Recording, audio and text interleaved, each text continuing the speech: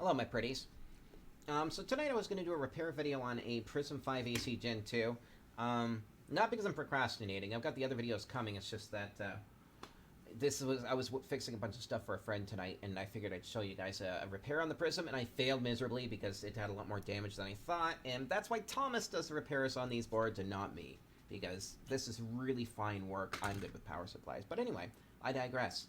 I did want to show you a neat trick. So with these Ubiquiti radios, or pretty much any other piece of hardware that's out there, these things have a direct CPU interface called a TTL connection. Some of them actually have UART, which is serial, but these guys definitely have JTAG or TTL. I don't know what the specific term you want to use is, but I'm using TTL. Okay, so on this one, on J3, on this AF5XHD, top is negative, second is receive, and the bottom is transmit. And let me just verify that.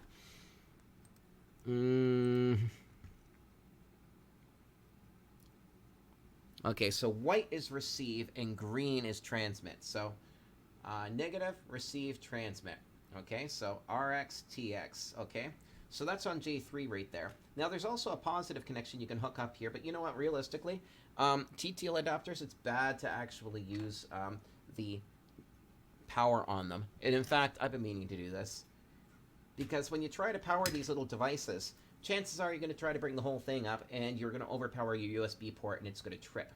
Now, on the Prism 5 AC Gen 2, ground, and then your, what was it again? Ground, RX, TX, okay? And you can usually find the TTL port because it's usually right next to the CPU.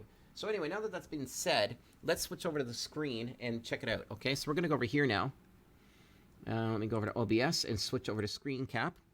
And I've got this up on here. So I'm going to power this with my bench power supply. And I am going to utilize the TTL adapter to interface with it. Now, the cool thing about the TTL adapter is it's kind of like having a keyboard and mouse. Or sorry, keyboard and monitor connected to it. Like KVM, well, this is just KV. So let's just hook it up. Wow, look at that. It's lighting up. I had to turn off that light to make sure that my white balance was fine on my C200 camera here. And apparently it's doing something weird, but whatever. I mean, I'm still playing with the USB ports on my computer right now, so. Now you see the whole boot process here. This is cool for troubleshooting because it shows you that you're loading it. And it's showing here as Linux boots all the stuff that has loaded. Okay, this is LFS. It's Linux from scratch. It's a minimized Linux build with specific modules and drivers and whatnot specific to the hardware that's using. So now I can hit enter and I can log in. And this is basically the same thing you'd get if you SSH'd in. So I can go to, actually here, well, cat/var/temp/system. So there you go. I can actually look at the config file now.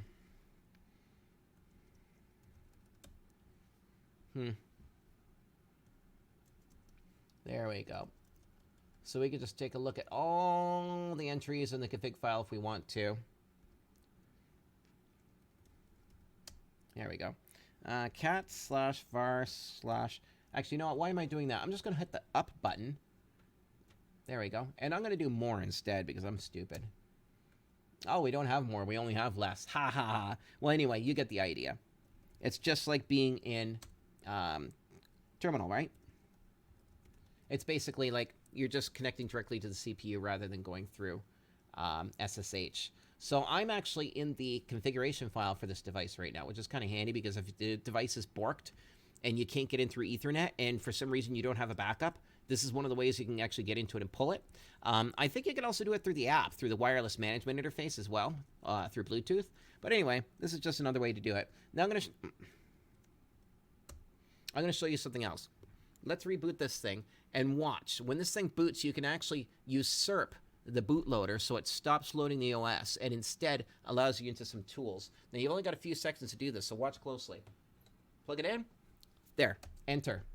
See how it said hit any key to stop auto boot? And by the way, this is cool. DRAM, 256 megs. NAND, aka hard drive, 128 megs. In-out serial. Reset button is happy and carefree. Do physical reset, start. Cool. So this is the U bootloader. Oh, wow. The CPU is 1 gigahertz. System clock is 400 megahertz. DDR is 400 megahertz. Neat. So you see all that stuff you can see there? Now, there's commands we can issue. Let's hit question mark. Enter. Look at all those handy commands that we can issue. This allows us to do all sorts of interesting stuff. Well, you can see there, GPIO. Let's see here, load files. You can load TFTP on here. So you can actually, like, if the system is completely corrupted and it's not doing TFTP properly, you can use this to actually start loading files on it, right? So there you go. There's some interesting stuff you can do with TTL. And just to let you know, again, the setting is 115.200 in PuTTY. And you just use the serial port that this your TTL adapter shows up as.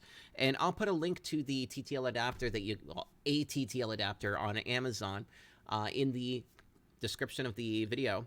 And yeah, you can buy them anywhere. If you guys are Arduino or Raspberry Pi Zero people or whatever, you'll know what a TTL adapter is, and Adafruit makes one as well. So there you go. I hope you liked my quick little video tonight.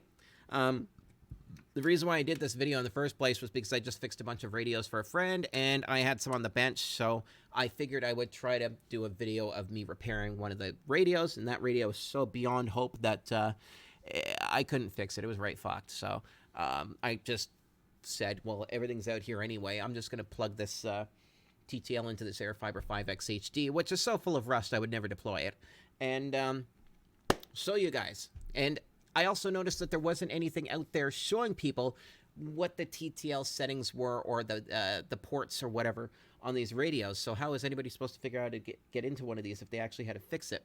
There you go. You've got a video. Okay, so remember, jumper 3 is the header. The top is negative.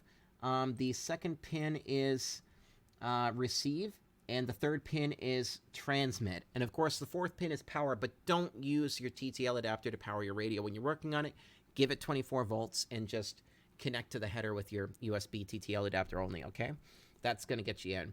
So there you go, guys. And remember, the negative's always typically in the same place. The trick to finding out what the negative does specifically, I should actually switch over and show you guys.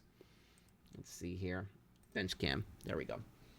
So the trick to knowing what the negative is if you look really closely on these pins, you're going to see one that's bound to the ground plane, okay? So that is the secret. You know it's the negative when you see that the pin is connected to the ground plane around it. I don't know if I can get you guys in there really well, but you can look closely. If you have your own board, you can look at it. That's definitely the ground pin. That's negative. That's where you start. Negative goes to ground, and then it goes RX-TX. I keep messing that up. Yeah, RX-TX. And then the bottom one is your positive, but don't use that. There you go. I hope that was useful, and I hope that helped some of you guys out there. Might not be useful to anybody, but there you go. Give her. Catch you later, guys.